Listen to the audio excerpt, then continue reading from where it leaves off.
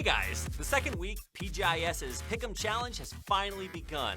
If you haven't checked it out yet, the Pick'Em Challenge is a great way to level up your PGI.S experience. There's always one surprise after another, with unexpected teams coming out on top or showing some amazing skills. That means that the prize ranking, which determines the winner, is always going to change every week, which basically means that we can expect some exciting changes in ranking this week as well. As of February 15th, the team that ranked first place in prize money was Afrika from Korea. They've won $25,000 from the weekly series and received $22,045 from the crowdfunding. In total, that team has obtained $47,045 so far. But everything changed during the second week of the weekly Survivor, where Shoot to Kill fought their way to first place. Do you know how the team that placed second last week, Shoot to Kill, made it to first place by any chance?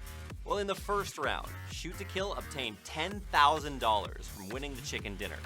In the seventh round, Afrika obtained $1,000 by winning another chicken dinner there.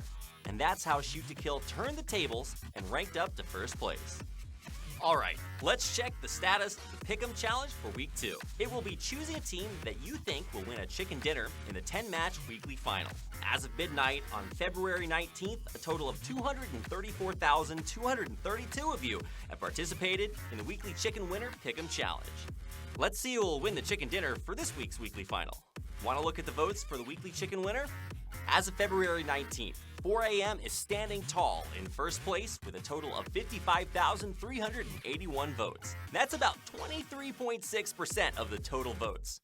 4 a.m.'s marksmanship definitely stood out in the Week 2 weekly survival, which meant that everyone had even higher expectations. I think it's safe to say that 4 a.m. has lived up to the hype by winning 9 matches of chicken dinner and advancing to the finals. Coming in strong at third place is Shoot to Kill.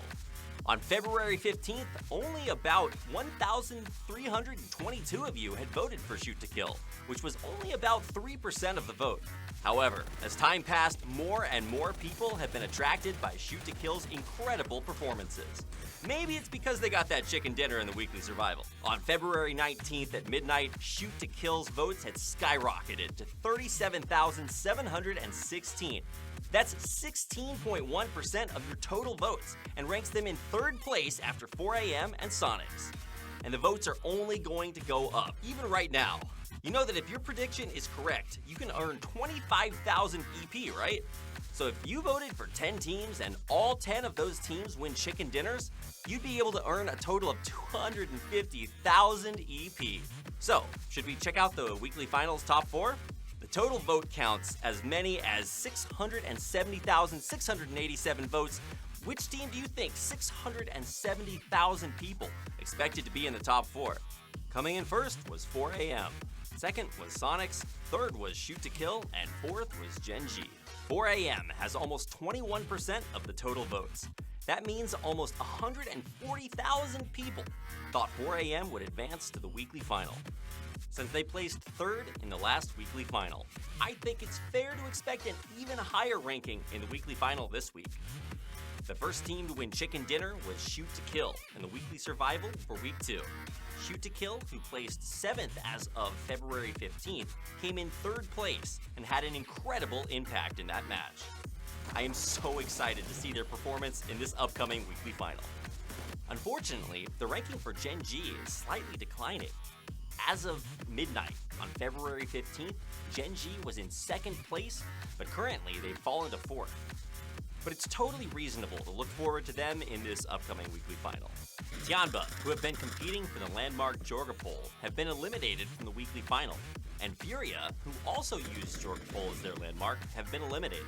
So surely Gen.G is even stronger since they can farm more safely early on. The team that showed the biggest change during the second week of the weekly final prediction event was the Afrika. Last week, they were in 19th place, which means that their impact was huge in the second week's matches. On the other hand, Damwon Kia have fallen 10 ranks from first place to 11th during the first week.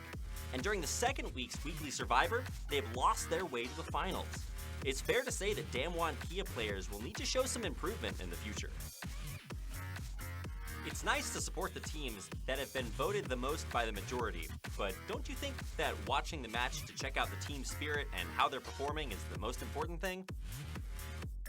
So many teams were active in the second week's weekly survival. I know you guys all want to find out who's going to win, right? Well, wait no longer. Let me tell you the winning contenders. During the first week of weekly survival, Shoot to Kill have advanced to the weekly final in just 4 matches. In the second week, they showed off even higher potential. Shoot to Kill did not miss the chance to occupy an advantage towards the end of the first match. The team masterfully utilized their surroundings to take out FaZe Clan. Lastly, they got rid of the remaining teams Oath and Balefrost and became the first team to advance to the weekly final. They definitely lived up to their name, as they had the most kills. Among the team, Luke 12 scored 4 kills. Even in the weekly final, SCK is still the most likely team to put up the most kills.